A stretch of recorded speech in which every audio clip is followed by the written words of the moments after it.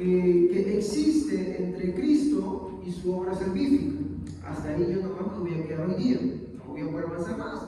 Pero el tercer objetivo que va a ser para el siguiente servicio es identificar el origen de las herejías. El cuarto punto es hacer caso de unas serias advertencias. Y en quinto lugar, aprender de todo este tema para reconocer el verdadero cristianismo del falso. ¿Ok? Entonces, ese va a ser el objetivo que vamos a trazar en el transcurso de los dos servicios que vamos a tener hoy y el próximo miércoles, que va a ser la conclusión de esto, Dios quiere. ¿Amén? Entonces, vuelvo a repetir los objetivos. El primero es identificar cómo es el judaísmo. Y usted que tiene, me dirá, pero que tiene que ver esto, ¿no? Tiene mucho que ver. No se preocupe. En segundo lugar, es entender el vínculo que existe entre Cristo y su obra salvífica. Esos son los puntos que vamos a tratar. Pero parte de esto, porque es un cuerpo completo, es que buscaré también en los próximos servicios es identificar el origen de las herejías y hacer caso de unas serias advertencias, así como aprender de todo este tema para reconocer el verdadero cristianismo del falso. Hoy en día, hermanos, tenemos muchas corrientes dentro del cristianismo, pero como revisando un libro, mi hermano, que sí sería bueno, mi hermano, que los cristianos de hoy en día aprendan, ¿no? Es que no todo lo que tiene apariencia de cristianismo hoy en día es cristianismo. No lo es. ¿Y en qué se define? Bueno, por lo que creen. ¿Ok? Entonces, según lo que creen, vamos a poder distinguir del cristianismo verdadero del falso. Cuando yo estoy hablando del cristianismo verdadero, yo no me estoy refiriendo a esta iglesia exclusivamente, ¿ok? Sino de toda iglesia, mi hermano, en la cual tienen ciertos parámetros que están ya establecidos, no solamente en la Biblia, sino ratificados a lo largo de la historia, por medio de aquellos cristianos que recibieron, ¿no?, las enseñanzas de los apóstoles. O sea, me refiero a sus discípulos. Entonces, podemos rastrear nosotros hasta el día de hoy cuáles son las enseñanzas bíblicas y cristocéntricas que nos van a diferenciar de las demás sectas, ya que las sectas como los testigos de Jehová y los mormones no son las únicas. Ellos, por así decirlo, entendemos que se distancian mucho, incluso por su nombre y por sus prácticas, pero existen muchas otras más que están con el nombre de cristianismo y la verdad es que no son cristianismo. Incluso uno puede haber estado en una de ellas sin darse cuenta. Y el problema es que, mi hermano, cuando tú abrazas el cristianismo, tú dices, bueno, yo creo que lo único que necesito es creer en Cristo. ¿Estamos? Es cierto. Pero el punto central es, ¿cómo es el Cristo en que tú estás creyendo? ¿Me dejo entender? ¿Cómo es el Cristo en quien tú crees? Porque dependiendo del Cristo en quien tú crees, ese es, según lo que tú estás viendo, o el Cristo de la Biblia, o un Cristo inventado. ¿Ok? Entonces, mi punto en esta noche va a centrarse en poder empezar a construir lo que se llama los primeros rasgos o mejor dicho, darles herramientas a ustedes para que ustedes puedan agarrar y en casita poder agarrar y hacer un trabajo de investigación. Si ustedes tienen más curiosidad, poder ver una cosita, poder ver otra y ver, ¿no?, comprobar lo que se les está hablando, ¿no?, de cómo es que inician las desviaciones.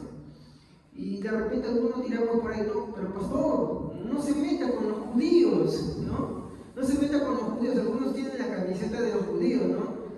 Por ejemplo, usted habrá visto, y muchos pastores cristianos, cuando escucharon, por ejemplo, el atentado que hubo allá, ¿no?, en Israel, ¿no? ¿Se acuerdan?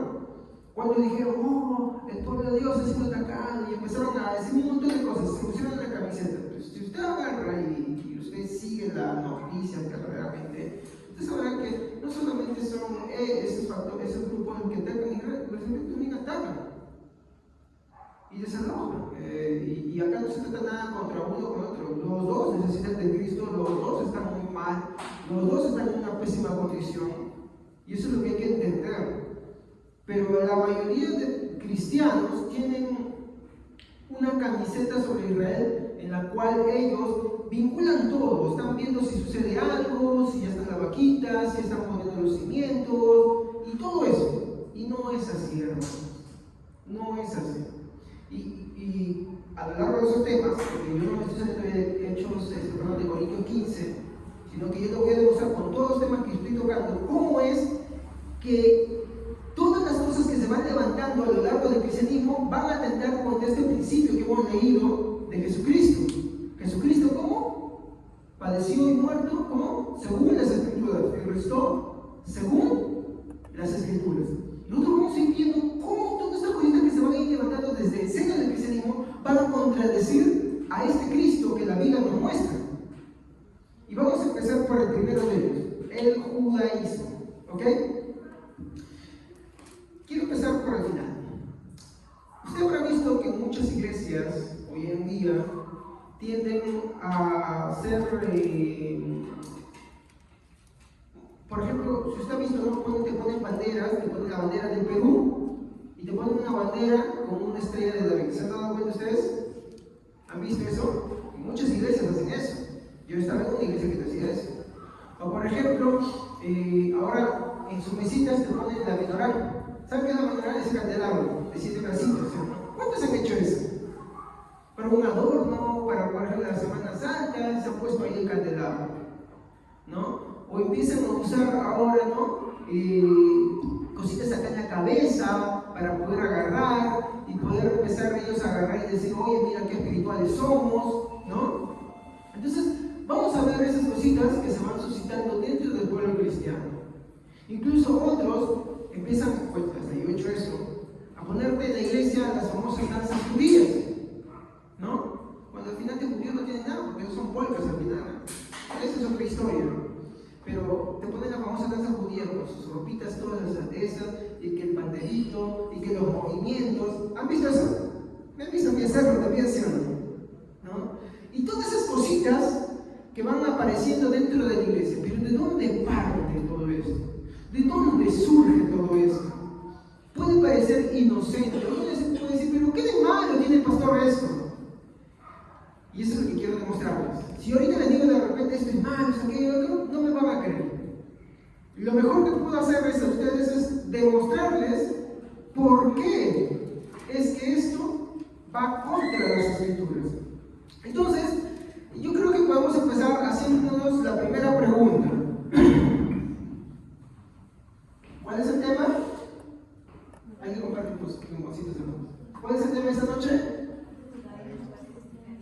Entonces vamos a empezar por ¿qué es el judaísmo? Y hermanos, ¿algunos de ustedes tienen la idea de qué es el judaísmo?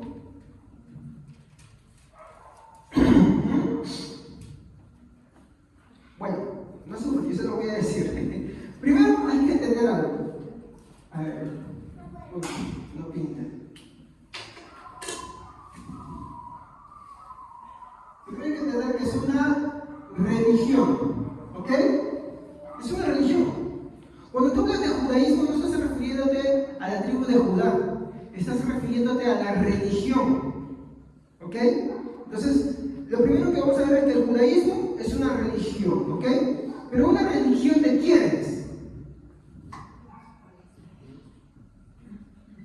¿De quiénes? Judíos. Hay que entender eso, ¿ok? Cuando hablamos de religión, ¿a qué nos estamos refiriendo? Al conjunto de principios, normas y prácticas, ¿ok? Muy bien. Entonces, obvio, en el mundo existen tres religiones monoteístas. ¿Qué monoteístas? Que creen en un solo Dios. ¿Estamos? Está el judaísmo, está el islam y está el cristianismo. Porque nosotros creemos en un solo Dios. ¿Qué? ¿Se manifiesta en qué? En 3 personas. Muy bien. Entonces, lo particular del judaísmo es que no es solo una religión, sino que también es una cultura. ¿Qué quiere decir que es una cultura?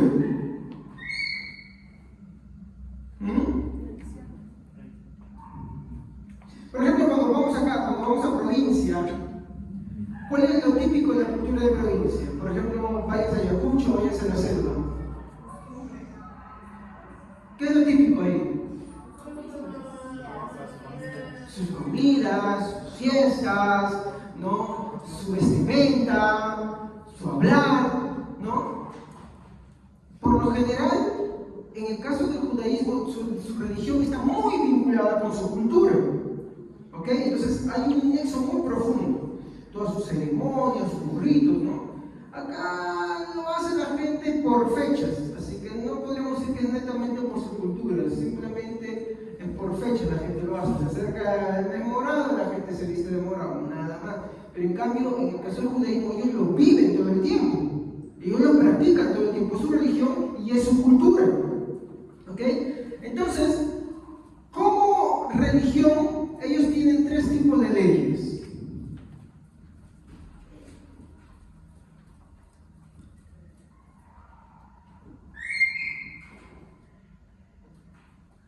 Tres tipos de leyes. ¿Alguien sabe qué leyes tienen ellos?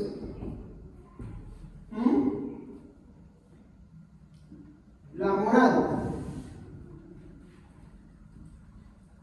¿Alguien sabe cuál es la ley moral? La hermana que yo he explicado. ¿Han visto a Charlton Heston abriendo el mar? ¿Ya? Cuando se va al monte Sinaí. Cuando se va al monte Sinaí, ¿qué hace? ¿Qué pasa en el monte Sinaí? Dios le da los 10 mandamientos, ¿no? Los 10 mandamientos. Muy bien. Ellos también tenían lo que se conoce como la ley ceremonial. ¿Qué era la ley ceremonial? Los sacrificios, ¿no? Las ceremonias, ¿no? Por ejemplo, cuando ellos agarraban un corderito, o por ejemplo cuando hacían las ofrendas de pan, ¿no? O las fiestas de lunas nuevas, todas sus celebraciones, todas esas cositas que hacían como ceremonias, esas eran las leyes ceremoniales. ¿Y eso a qué tipificaba? A Cristo, porque eran las obras de Cristo. Pero también tenían lo que era la ley civil. ¿Y qué es la ley civil, hermanos? Cuando hablamos de ley civil, acordémonos siempre de esta palabra, judicial. Por ejemplo, si alguien roba, ¿no? Y lo pescan, ¿qué le hacen a la persona? Recibe un castigo por eso, ¿no? O sea, y si el delito es fuerte, recibe una condena, ¿no? Entonces, la ley judicial tiene como objetivo, ¿no? Administrar la justicia cuando las leyes eran violadas. Entonces, estas tres cosas eran las que regían, o las que siguen rigiendo al pueblo de Israel, ¿ok? Muy bien. Entonces, hasta este momento, ¿qué aplicaciones podemos tomar sobre esto? Porque usted me puede decir, bueno, pero solamente me hablaba de Israel, del judaísmo, de que esa es su religión, esa es su cultura, tienen tres tipos de leyes, la moral, que son los 10 mandamientos, lo ceremonial, que son sus ritos, sacrificios, lo judicial, cuando ellos pecaban, era lo que se les administraba, cómo se les administraba la justicia, cuando ellos de repente, por casualidad, mataban a alguien, cuando ellos afectaban a alguien tomando lo que no era suyo, ¿no? Esas cosas. ¿Pero qué tiene que ver eso con nosotros? Bueno, es aquí donde vamos a tomar las aplicaciones. ¿Cómo vemos todo esto? Quisiera hacerles la pregunta. Tenemos que ver que la ley tiene dos propósitos. ¿Ok? ¿Cuáles son los dos propósitos que tiene la ley? El primero de ellos, mi hermano, es condenar al mundo. Y vamos a buscar el libro de Romanos para esto. Romanos capítulo 7, versículo 10 al 11.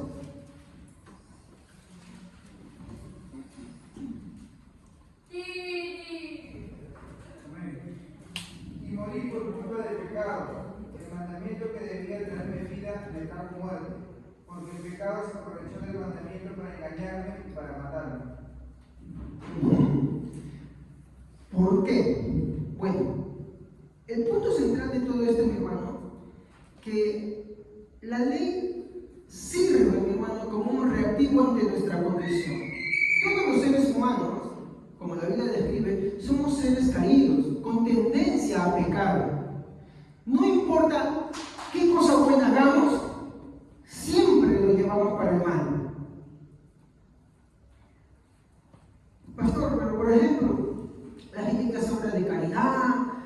gente que hace obra social, ¿acaso ellos no hacen buenas cosas y por eso no merecen el cielo? ¿No hacen cosas dádivosas por los demás?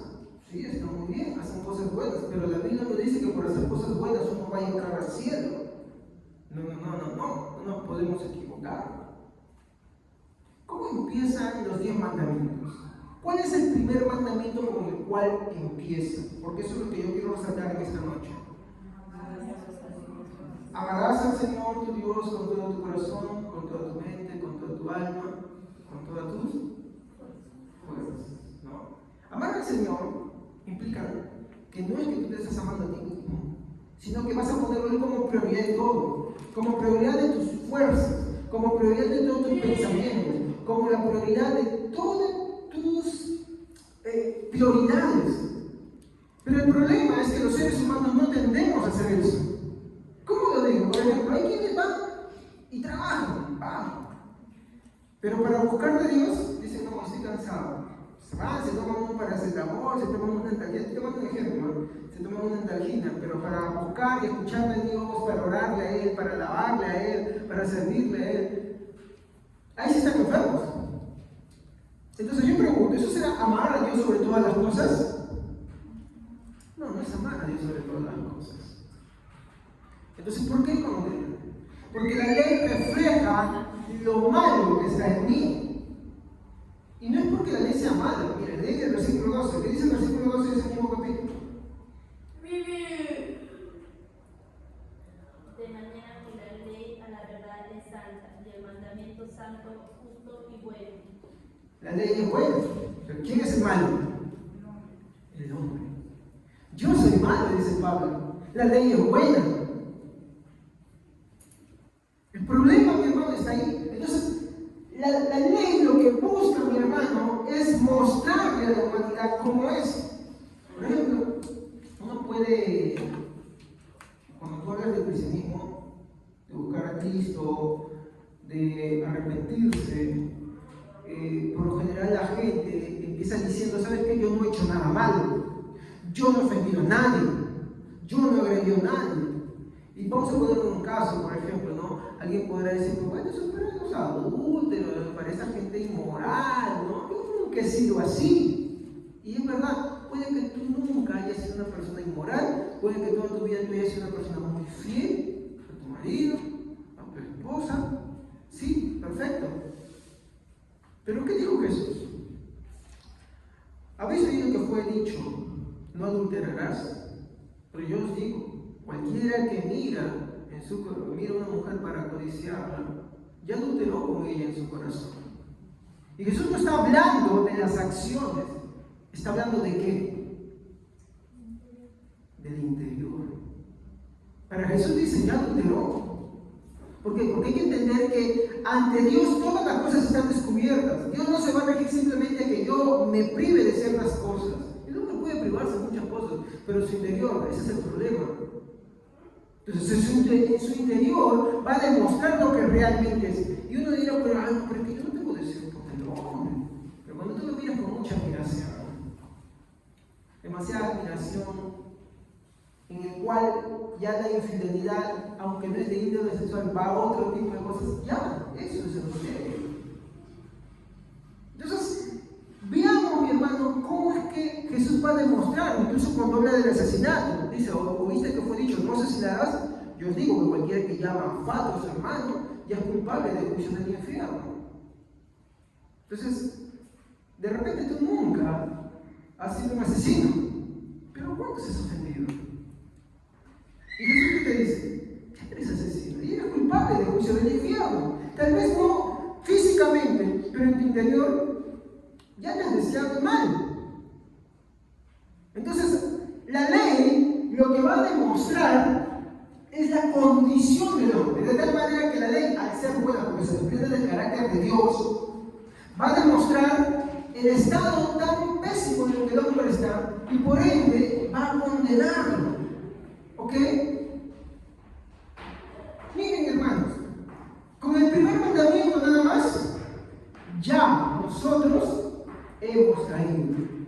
Con el primer mandamiento de amar perfectamente. Alguien me contaba que hablaron con alguien una vez que dice ese cristiano, y le pregunta, ¿tú amas a Dios perfectamente? Sí. Me asombré. Y el apóstol Pablo decía eso. El apóstol Pablo decía dentro del signo, bueno, en el libro de Romanos también lo dice, ¿no? Dice, hay estas dos cosas en mí. Que con la mente quiero servir la ley de Dios, pero encuentro que en mis miembros la ley del pecado. De tal manera que no hago lo que quiero. Cuando quiero hacer lo bueno, termino haciendo lo malo. Entonces vemos, mi hermano, que el apóstol Pablo se atrevió a decir eso. Nosotros como cristianos tenemos que tener cuidado. Porque si hay que ser sinceros, a la hora de amar a Dios, es en lo que más fallamos. Es en lo que más fracasamos. Porque no ponemos a Dios en primer lugar. Él no es el estándar o el objetivo que queremos todo el tiempo y en primer lugar y con todas nuestras fuerzas y con todos nuestros deseos. Lo hacemos con las fuerzas que nos quedan muchas veces. Y si lo hacemos, ¿está todo nuestro ser en Él? ¿Nuestro corazón arde por Él? No, ¿verdad? ¿Qué más es lo que hace la ley? Evita que peques más, porque la ley te advierte las consecuencias, pero también a la vez que te advierte, trata de poner un freno, mostrándote las consecuencias. Vamos a leer el versículo 14 al 18 para ver ese conflicto.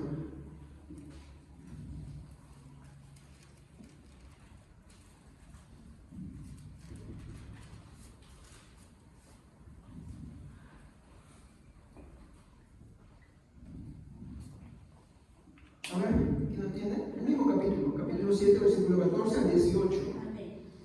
Porque sabemos que la ley es espiritual, mas yo soy carnal, vendido al pecado, porque lo que hago no lo entiendo, pues no hago lo que quiero, sino lo que aborrezco.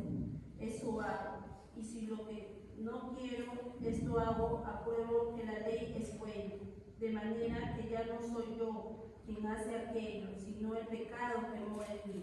Y yo sé que en mí, esto es, en mi carne, no mora el bien, porque el querer el bien está en mí, pero no el hacerlo. Muy bien. Entonces, ¿qué pone la ley de Dios? El hecho del carácter de Dios que no debemos hacer.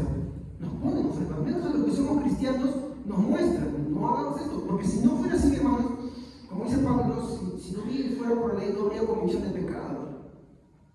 Nos pone un freno. Ahora, quiero ir a lo siguiente.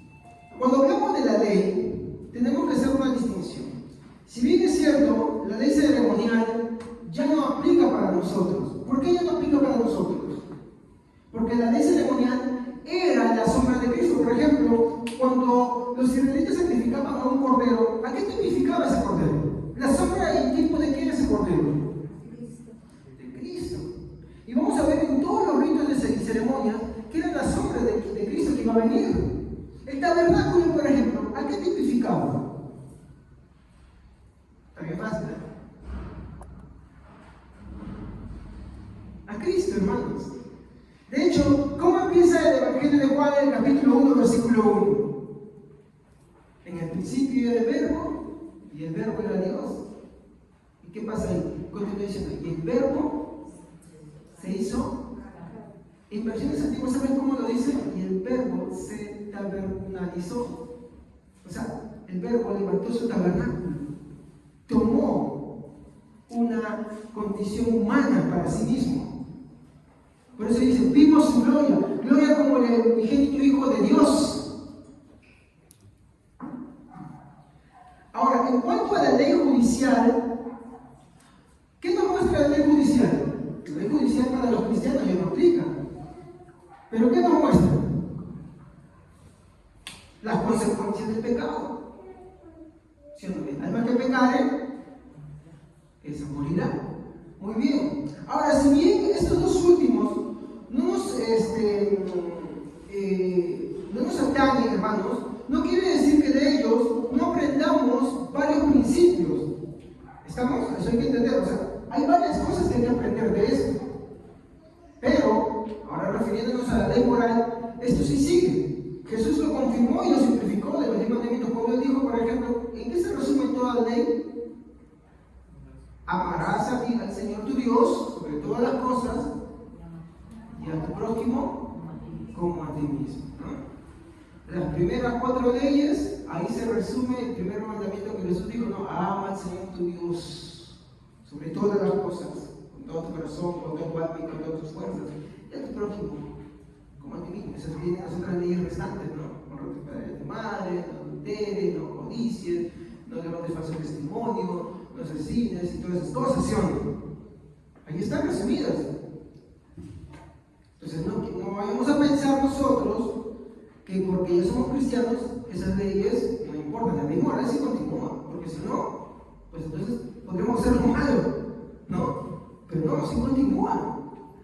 Ahora, tenemos que entender algo sobre la ley moral, y es que ella no salva. Si bien es cierto, la ley moral continúa para nosotros, no salva.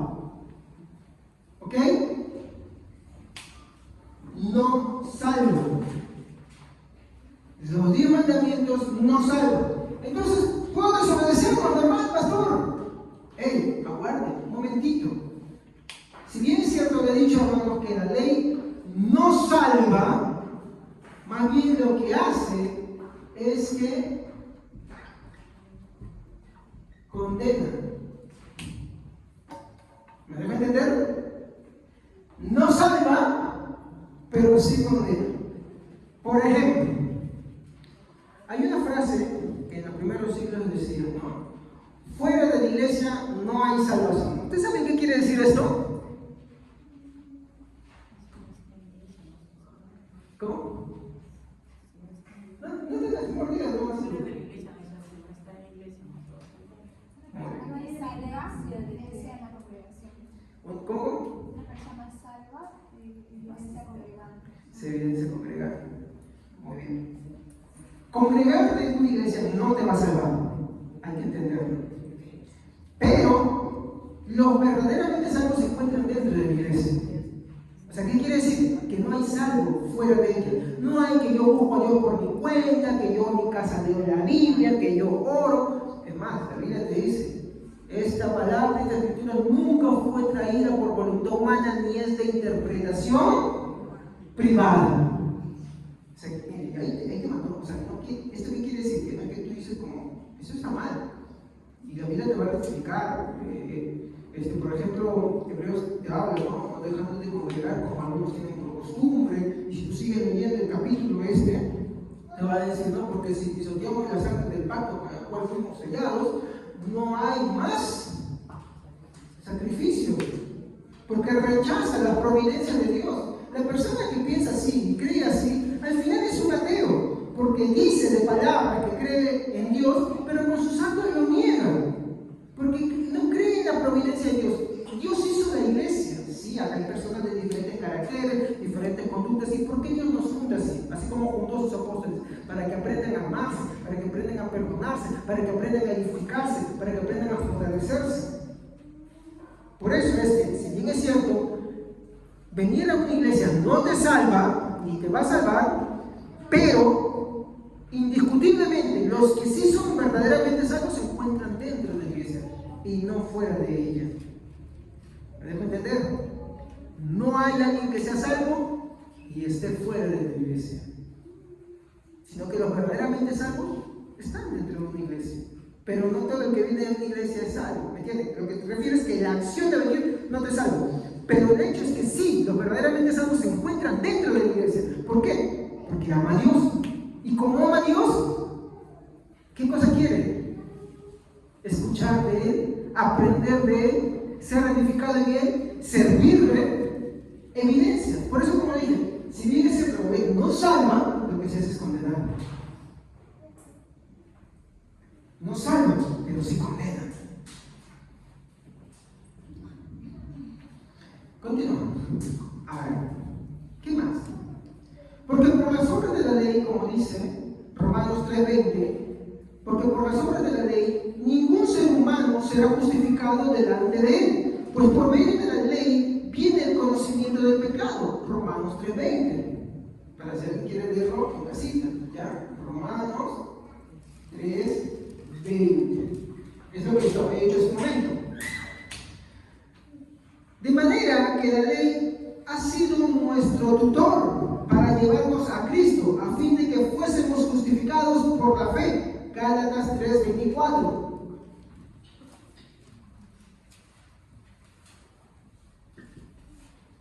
¿A qué se refiere que la ley es el tutor, hermanos?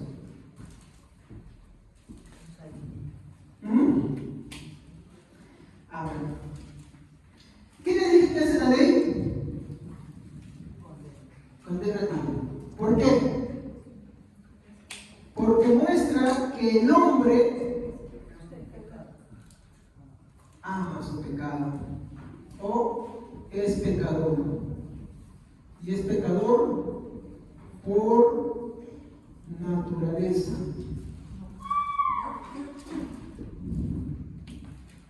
El hombre desde el huerto, desde la caída, es pecador por naturaleza. Si bien es cierto, Dios no creó al hombre de esa manera, pero el hombre eligió pecar, usó su libertad para pecar. Y desde la caída, el hombre es así. A ver, te demuestro. Aparte de Cristo, ¿quién ha sido el hombre más perfecto que ha venido sobre esta tierra? Aparte de Cristo. Adán. Como se dice, pues era Adán. ¿Ok? Adán. Adán, a diferencia de nosotros, fue creado de esta manera. Él tenía la capacidad de pecar y de no pecar. ¿Estamos? Y Dios le dio un único mandamiento. ¿Cuál fue ese único mandamiento? No comas del árbol del bien. ¿Y qué hizo Adán? Adán, en todos los sentidos, era superior a nosotros. En condición, en forma, en físico, en años de vida también. Eva también. ¿Cuántos años creen que vivió Adán y Eva? Menos de 900. ¿Cuánto vivimos nosotros? Ni a 70 llegamos a 80, algunos a los 90, y eso llegaremos. ¿Ah? En todos sentidos, Adán era superior, Eva también. Adán, en el mundo de Edén, era nuestro representante. Si el hombre, en la mejor de sus condiciones, estando ahí en el huerto donde Dios le hablaba, pecó, ¿qué quiere decir que va a pasar con nosotros? ¿Cuánto más? Por eso la Biblia dice, ¿no? Cuando por un hombre entró el pecado, todos. Muy bien dicho. Todos estamos destituidos de la gloria. Por eso la Biblia dice, no hay justo ni uno. No hay quien haga lo bueno. Romanos capítulo 3. No hay quien entienda. No hay quien quiera. Todos se hicieron inútiles. Todo es todos, hermanos. Todos a una se hicieron inútiles.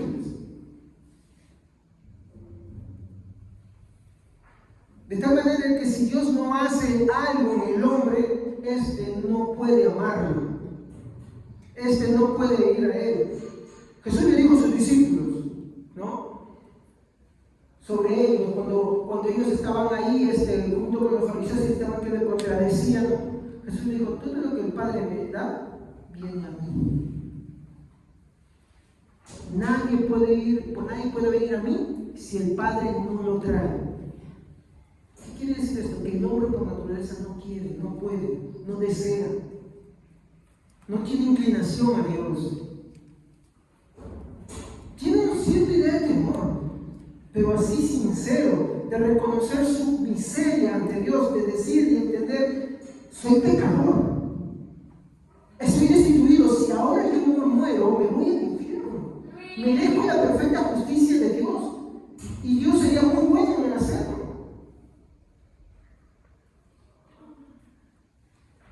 Porque todos hemos sido destituidos. ¿Por qué? Porque en Adán todos hemos pecado también.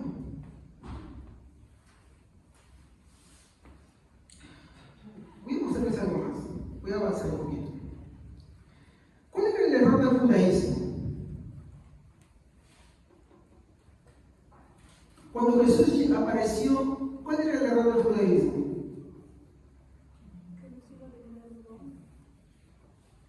¿Cuál era el pensamiento del judío con el cual Jesús batallaba siempre? Bien, Dios le había dado las leyes a ellos, le había dado las leyes para que ellos se den cuenta, ¿no? Por ejemplo, cuando Dios le decía al pueblo de Israel, escoged el camino, ¿no? Por acá le muestra el camino de la vida y el camino de la muerte. ¿Y qué hacía Israel en los capítulos más adelante? Pecaba. ¿Sí o no? Constantemente, siempre hacía lo malo, siempre erraba, siempre metía la pata, por así decirlo, y Dios le tenía que levantar a alguien para que los ayude. El error del judaísmo fue creer que por ellos mismos serían capaces de obedecer a Dios. Dios les daba los mandamientos y ellos decían, oh, puedo hacerlo por mi voluntad, puedo hacerlo por mí mismo, yo mismo puedo pretender amar a Dios perfectamente, yo mismo puedo pretender agarrar, ser fiel en esto, no hacer daño a mi prójimo. Y es el mismo pensamiento que las personas tienen hoy en día.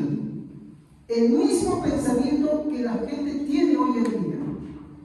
Por ejemplo, como les mencioné hace un momento, la gente tiene la idea tan errada que porque no le ha hecho daño a nadie, porque no es un asesino, no es un violador, no es eso, aquello y lo otro, piensa que por eso Dios está en la obligación de abrir la puerta de los cielos. Y no es así, en ninguna parte de la Biblia te dice eso. Cuando vemos, por ejemplo, en la narración del rico y Lázaro, ¿tú ves que el rico le hacía algún mal a alguien?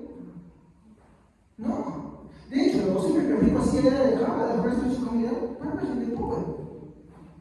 Pablo incluso lo dice, ¿no? En el capítulo 13, ¿no? En los primeros versículos menciona, si yo repartiera mis bienes y diese mi cuerpo de tal manera que fuese quemado y entregado por los demás, y no tengo amor, de nada me sirve. Pero otra vez, este amor que está mencionando el capítulo 13 de Corintios, ¿a qué amor se está refiriendo? El amor filantrópico de la gente, el hecho de ser animosos, no, Pablo lo está contradiciendo ahí. El amor romántico, en ningún momento te menciona el amor romántico. Sino, ¿de quién está hablando? Juan lo dice. Dios es Él. Nosotros no. Hasta nuestro amor es perverso. A ver, voy a poner este ejemplo. Tú cuando te enamoras de alguien, ¿por qué te enamoras? Porque algo te gusta, ¿sí? Porque algo te agrada a la persona. Y si no te agrada algo, un aspecto físico de él, una forma de ser de él, ¿lo amas? No. ¿Qué es eso? ¿Es verdadero amor? Sin embargo, miren cómo se revela Dios, ¿qué hace con nosotros? No ve nada bueno. Pues tú le hicieras la oración, Señor, ¿qué viste en mí para que te fijaras? La respuesta es nada. La respuesta es nada. Y otra vez, quítate de la mente el que tú no hayas hecho daño a alguien. Quítate de la mente el que tú no le ofendiste a nadie. No. Hay mucha gente buena que se va al infierno. ¿Sí? Porque la salvación no pende de las buenas acciones, sino pende de quién? De Cristo y de su obra redentora. Por eso bien son las palabras que Cristo decía en el Sermón del Monte: bienaventurados los pobres de espíritu, porque ellos se heredarán el reino de los cielos. ¿Qué? ¿Lo que mendigan, lo que están pidiendo limosna a ellos? ¿Bienaventurados ellos? No. Bienaventurado todo aquel que reconoce su miseria. Así como, por ejemplo, el fariseo y el publicano. ¿Qué dice el publicano? Señor, dice, no levantaba ni la cabeza de pura vergüenza. ¿Dónde estaba? En el templo. ¿Qué estaba haciendo? Orando. ¿Y qué decía? Señor, sé propicio a mí, que soy un pecador. Y dice, no se debía levantar su cabeza y golpeaba su pecho. Cuando te acusan diciendo que vas a regresar a golpear tu pecho, sí, a eso voy. A eso voy.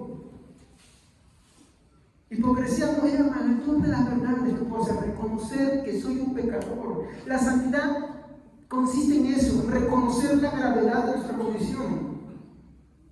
Consiste en que los que estamos acá no creemos que ya somos agua de otro manantial, sino que entendemos la condición caída en la que estamos y que sin nuestro Señor, sin nuestro Salvador Jesucristo, nada de eso sería posible. Que somos pecadores. Que vemos el pecado ya no solamente en las acciones que hacemos, sino en las cosas que pensamos, en las cosas que deseamos, en las cosas que sentimos. Vemos ahí ya el pecado en sus magnitudes más graves. Y el error del judaísmo, porque ese va a ser el tema que yo quiero ir la otra semana, ¿no? porque hay muchos judaizantes lovers, ¿no? Judaizantes lovers que se ponen, ya la iglesia la quiere convertir como un Israel, eso se acaba la próxima semana, caen en el mismo error, porque Dios da la ley, los 10 mandamientos, y ellos piensan que porque yo de repente aparentemente hago algunas cosas, ya por eso yo soy aceptado delante de Dios, y no es así, hermanos. La ley, como les dije, no salva, la ley es condena, muestra.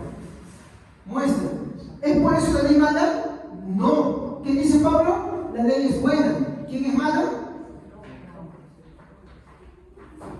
La ley es santa.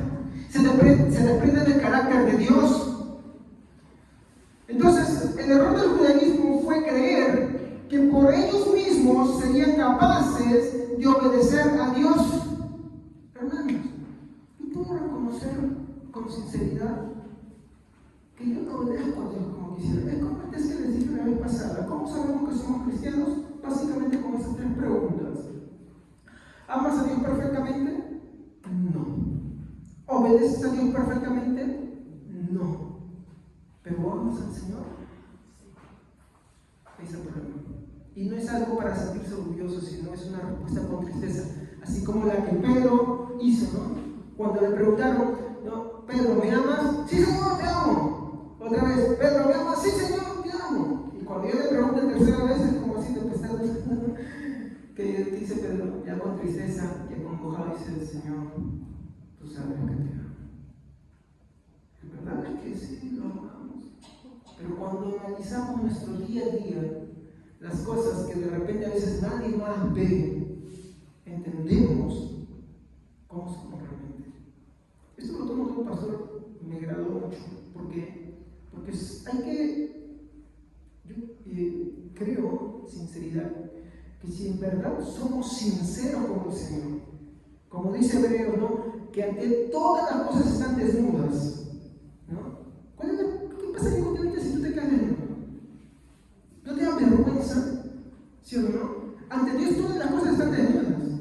No solamente físicamente, sino internamente, nuestro corazón, nuestra mente. Y como decía este pastor, si hubiera la capacidad de proyectar mis pensamientos de tan solo un día, mis sentimientos y mis emociones, de tal manera que todos ustedes lo puedan ver, yo soy un avergonzado de esto y no quisiera que nadie me vea. Porque de repente me puedo cuidar en algunas cosas visibles, ¿no? Pero mi mente, mis sentimientos y mis emociones es lo que menos cuido muchas veces. Ahí es donde muchas veces fallo, empezando desde el primer mandamiento. Y voy avanzando con todos ellos, y voy siguiendo.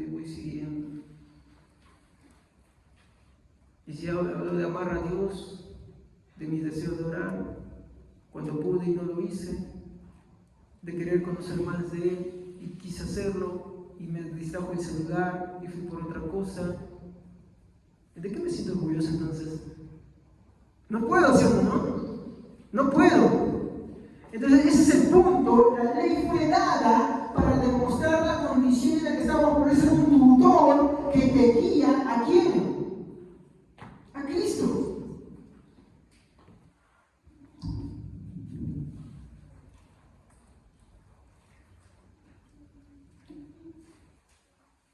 Por favor, alguien que lo lea. Gálatas 3:24.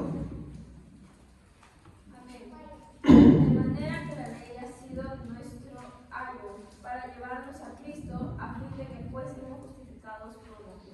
¿Cómo es que la ley te iba a llevar a Cristo? Bueno, se da la ley y la respuesta correcta tendría que ser: Señor, de fe. Señor, esto no está bien. A eso es lo que la ley te arrojaba. ¿Estamos? ¿Pero qué es el hombre? Mira la ley y se acomoda. Si la ley decía no adulterarás, entonces, ya no, yo soy fiel. Yo nunca he sacado esto. No, yo no miro a las mujeres. No, yo no pienso. Pero en el momento en que lo dice, yo soy así, se está dando la gloria a sí mismo. La Biblia dice que él no comparte su gloria con nadie. No le da la gloria a Dios. No le honra a Dios.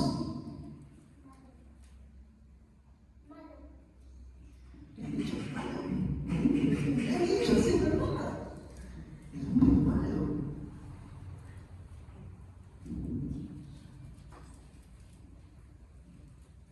Me regalan las palabras de Jesús en Juan 15:5, cuando dice: separados de mí, nada podéis hacer. Hay unas palabras más que Agustín de Hipona decía, ¿no? Señor, dame lo que me pides, pídeme lo que quieras. ¿Qué es lo que Dios pide? Que le amen, que le obedezcan. ¿Podemos naturalmente? Entonces, ¿qué debería ser la oración que debemos hacer? Señor, dame lo que me pides. Eso es ser pobres de espíritu. Bienaventurados los pobres de espíritu, porque de ellos es el reino de los cielos. Porque Jesús decía: los publicanos y las prostitutas van delante de vosotros. ¿Por qué decís eso los fariseos? Porque los fariseos pensaban que por guardar una cierta apariencia estaban bien, y no. Sin embargo, una prostituta, ¿qué puede defenderse? Y ella puede decir: no, mi condición es así, la gente no me conoce, la gente en verdad no sabe lo que me dedico, no sabe lo que soy, y si lo dejaran me van a estigmatizar siempre, me van a decir: tú eres esto, aquello, lo otro, nunca se van a querer casar conmigo. Eso le sucedía con una mujer ahí. El publicano es un traidor, tú has cobrado para ropa, tú eres esto, aquello, eres un sinvergüenza, has robado tu propio pueblo. ¿Cómo se podía defender? No había forma. No había ninguna forma. ¿Podíamos ser alguna defensa de los demás? No. Y por eso Jesús decía: ellos van a tener nosotros. ¿Por qué? Porque como contaba con la oración del publicano y el fariseo decía: Señor, te doy gracias porque yo no soy como este hombre. Yo hago esto, yo hago lo otro, yo quiero lo otro. Mientras que el publicano decía: Señor, sé propicio a mí, que soy un pecador, golpeando ese pecho y no atreviéndose a levantar los ojos al cielo. Siempre debemos acordarnos una actitud humilde de adorar a Dios, saber ante quién estamos. Una buena forma de orar es reconociendo nuestras bajezas, reconociendo esas cosas que están ahí adentro. No es que no tengamos nada por qué orar, tenemos mucho por qué decirle al Señor, mucho por qué pedirle auxilio.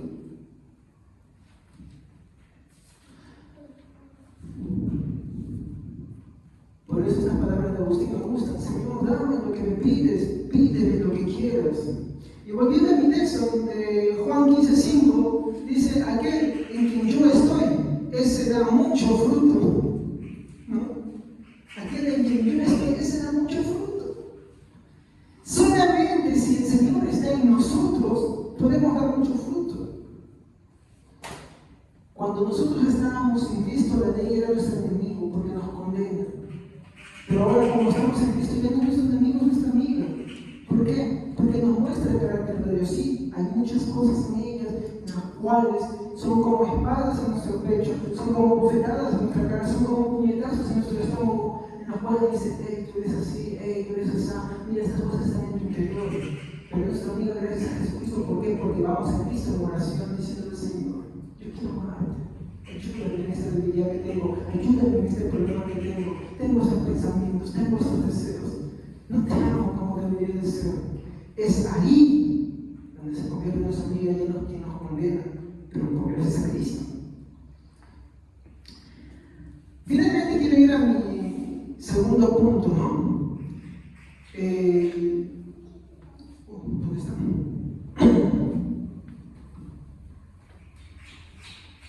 Voy a borrar esto ya. Acá.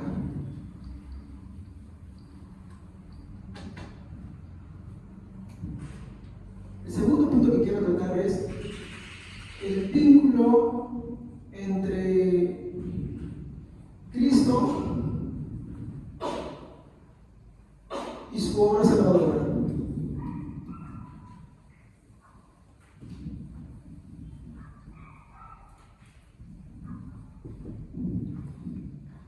Hermanos, ¿qué es un vínculo?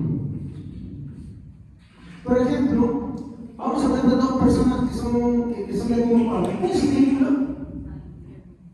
La sangre, la hermana que tienen, el mismo padre, el mismo madre, el apellido, ¿no? Tienen un vínculo. Dos personas extrañas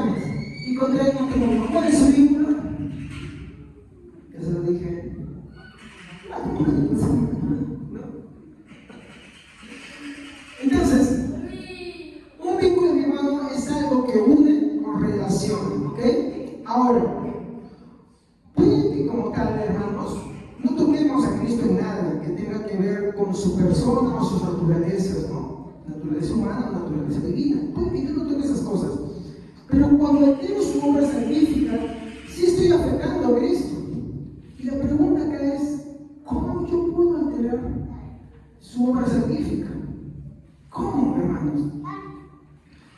Hay que ver algo. Cristo no solamente es verdaderamente Dios, sino que también es Él.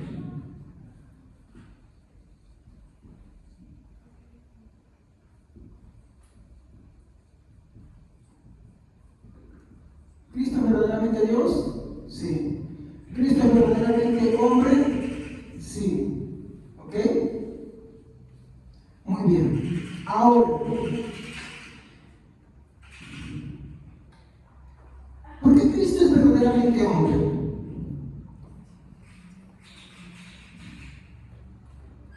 ¿Acaso es como, por ejemplo, los testigos de Jehová que dicen, bueno, hay algunos que te dicen que Cristo es una apariencia, o que cuando Cristo resucitó solamente resucitó en espíritu? Te dicen así, ¿sí o no? O hay otros incluso que te dicen, ¿no?, que Cristo en realidad no fue solamente una aparición nada más. Hay quienes de repente profesan eso. Cuando vemos que Cristo es verdaderamente hombre, es porque cuando el Espíritu Santo hizo sombra sobre María, lo que gestó María ahí era también Dios, pero también era hombre. Verdaderamente Dios y verdaderamente hombre. Pero no solamente era verdaderamente hombre, Él era el más perfecto humano. ¿Saben por qué? ¿Qué es algo perfecto, hermanos? No tiene defectos, ¿no? ¿Y por qué perfecto humano?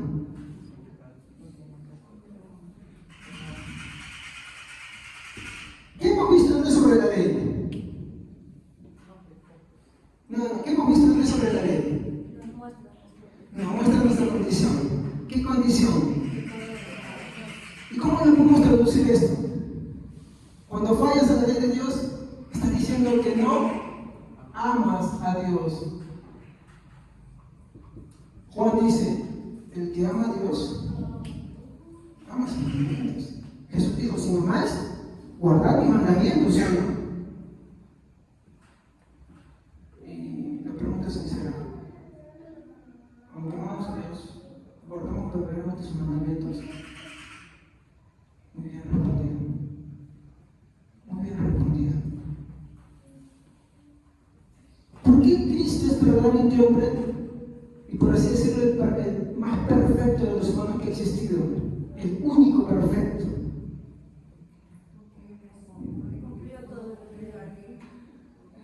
Sí, no solamente que cumplió toda la ley, Él cumplió con algo.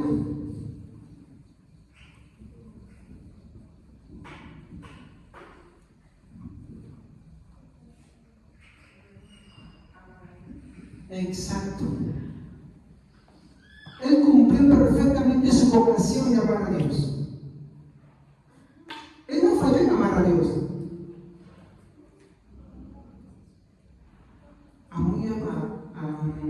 A diferencia de nosotros, que muchas veces fallamos en amar verdaderamente a Dios, me equivoco. Fallamos en muchas cosas. A veces le damos tanto a nuestras cosas y le entregamos lo último. Jesús, ¿qué hacía, por ejemplo? Jesús dice que se iba a orar por la noche y le traía a sus discípulos. ¿Y cómo encontró a sus discípulos? Durmiendo como algunos. ¿Y qué le dijo Jesús? ¿No habéis podido velar una hora tan solo conmigo? ¿Una hora? ¿Acaso Jesús no se cansaba? Sí se dormía. Se dormía también, tenía hambre también. Pero a la hora de amar a Dios, hasta gotas de sangre salían por él. Cuando estaba en el momento más difícil, Dios era su refugio, Dios era su descanso. Como la la historia que mi esposa contó, ¿no? Un hombre, su vaca da 2 becerros y va y contesta y dice: hey, cariño, la vaca ha dado 2 becerros y un becerro va a ser para nosotros y uno para Dios. Y contento, pues, ¿no? Y al día siguiente regresa otra vez él y regresa muy triste y le dice a su esposa: te tengo una noticia muy triste. ¿Qué pasó? Murió un becerro. ¿Y cuál murió? ¿Nuestro becerro o el becerro de Dios? El becerro de Dios. Siempre todas nuestras cosas, hermanos, tristemente, Dios es el que terminamos haciéndole pagar las cosas. ¿Cómo? Si es trabajo, Dios. Si es deudas, Dios. Si es compromisos, Dios. Si es la familia, Dios. Si es los hijos, Dios. Si es el esposo, Dios. Si es la esposa, Dios. Y Dios y Dios. ¿Qué refleja eso? Una falta de amor. Una falta de amor. Pero Cristo no falló en eso. Cristo en sus momentos más duros y más difíciles amó perfectamente al Padre y lo amó hasta la muerte de cruz.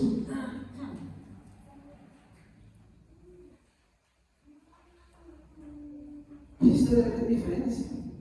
Por eso todo buen seguidor de Cristo está dispuesto a amar a Cristo hasta el último y hasta entregar su vida. Esa es la gran característica del cristianismo.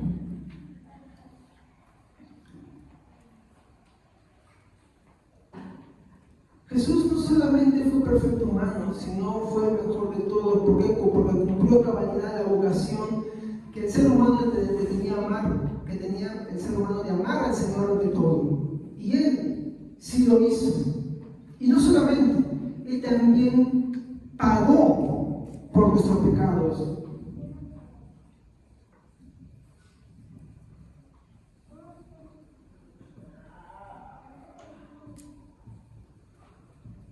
Hermanos, Cristo tiene una gran diferencia. Nunca pecó, por eso era perfecto. Sin embargo, sufrió y murió por pecados que no eran de Él, sino de nosotros. Acá quiero tomar una aplicación final.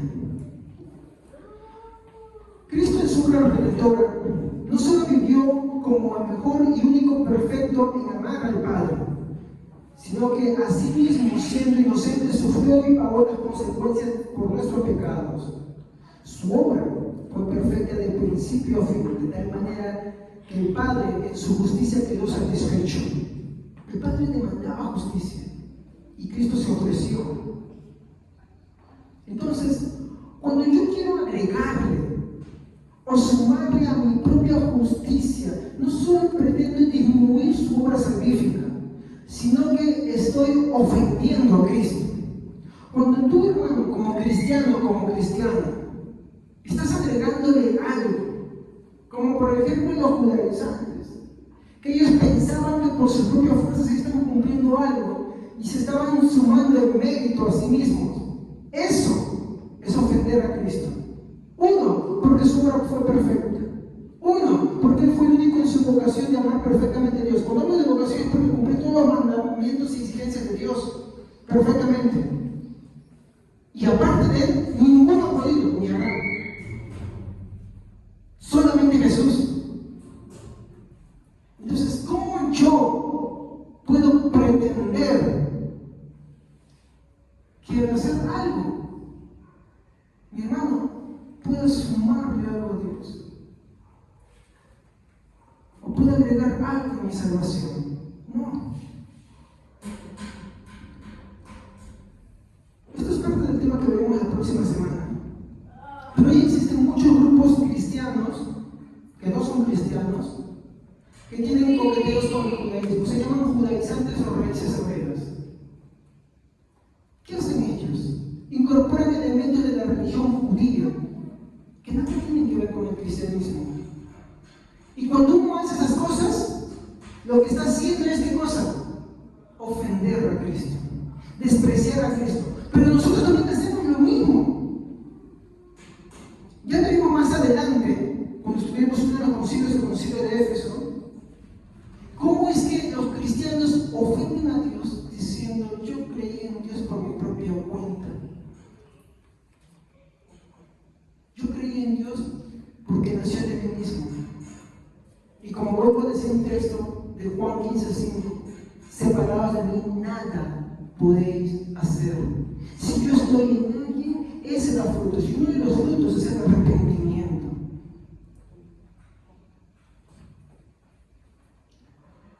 Cuando yo quiero agregarle o sumarle mi propia justicia, no solo pretendo disminuir su obra salvífica, estoy ofendiendo. Le digo que su obra no fue completa.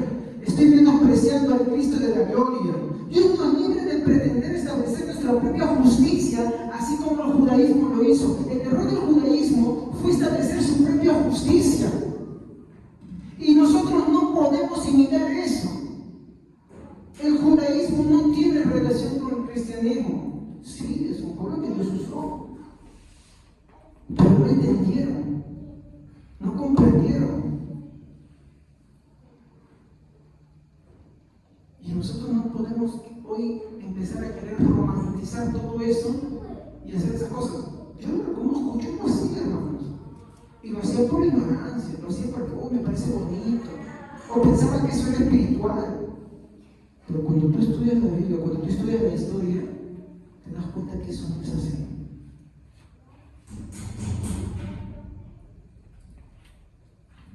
Dios no es libre de pretender establecer nuestra propia justicia. Pablo le dice a Pedro, Gálatas 2:14, pero si tú, siendo judío, vives como los gentiles y no como judío, ¿por qué obligas a los gentiles a judaizar? Y hoy muchas iglesias viven con esa conspiración de mirar a Israel, ¿qué pasa por allá? Se compran sus cuernitos, se compran sus estrellitas. ¿Qué relación tiene eso con Cristo? Ninguna. Y hoy, en vez de decirles en su video a la gente, la paz sea contigo, te dicen Shalom, Adonai, Eretrea, y empiezan a usar palabras así. Porque ellos pretenden ser más espirituales porque usan esas palabras y nada tienen que ver. Y te meten mentiras con que el Nuevo Testamento fue en hebreo. No, Jesús ni siquiera habló hebreo, Jesús habló arameo.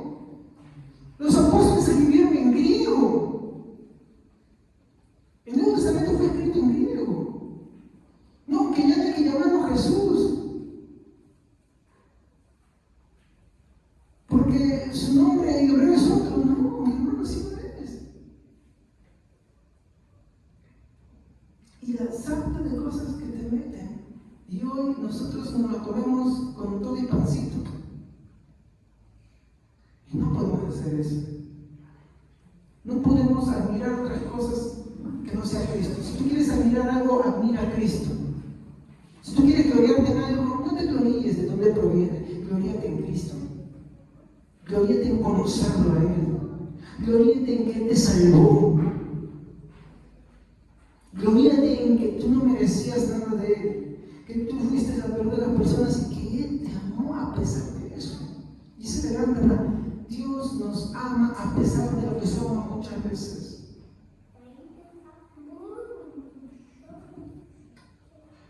Si tú, Pablo le llama la atención a Pedro diciendo, si tú siendo judío vives como los gentiles y no como judío, ¿por qué obligas a los gentiles a judaizar? Ese va a ser el tema, mi hermano, como le dije, que vamos a tratar en el próximo servicio, si Dios quiere, ¿no? Cuando tratemos lo sucedido en Hechos 15, ¿no? Y ver cómo esto, mi hermano, se repite hoy. Tengo bastantes cosas, pero como le dije, no me va a alcanzar servicio para eso. Y yo quiero finalizar con esto. Si tú no guardas afectos a estas cosas del judaísmo, como dice el mismo Gálatas, haces a Cristo ministro del pecado. Y creo que ninguno desea eso, porque Cristo no es libre del pecado para nada. Cristo, mi hermano, es el que nos llevó hacia el Padre. Cristo es aquel que, mi hermano, murió y pagó por nuestros pecados. No miremos otras cosas, mi hermano. No miremos a un pueblo que fue usado en su momento, pero que tuvo sus malas cosas también. Y que al final Dios lo castigó por hacer lo que hizo con Cristo. Destruyó su templo y todo eso. Y hoy la gente está mirando las noticias, porque se están construyendo el templo, se están levantando que la vaquita roja. ¿No?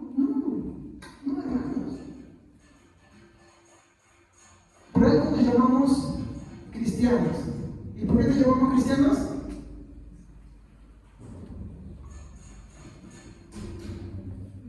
Por Cristo. ¿Estamos? Entonces, este será el tema que tendremos la próxima semana, si Dios quiere. Voy a hacer un momento acá, porque me faltaría tiempo para terminar. ¿Bien? Por el momento, quedémonos con esto, hermanos. Hay un vínculo entre Cristo y su obra salvífica. Cuando nosotros ofendemos la obra salvífica de Él, lo que hacemos es ofender al mismo Cristo. Vamos a ponernos de pie y vamos a dar gracias al Señor por una salvación de mi alma. Padre Santo, te agradezco en esta noche por haberme permitido dar tu palabra. Te ruego, Señor, que algo de lo que hemos hablado en esta noche se lleve al corazón de cada uno de tus hijos. Que cada uno de los que hayan venido acá aprendan a glorificarte a ti, a dar